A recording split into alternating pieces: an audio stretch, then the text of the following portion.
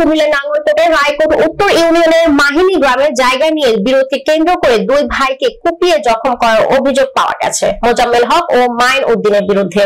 উপজেলার মাহিনী বাজারে এই ঘটনা ঘটে। আহতরা হলেন মাহিনী গ্রামের ভুইয়া বাড়ির ইলিয়াস ভুইয়া ও ইয়াসিন ভুইয়া।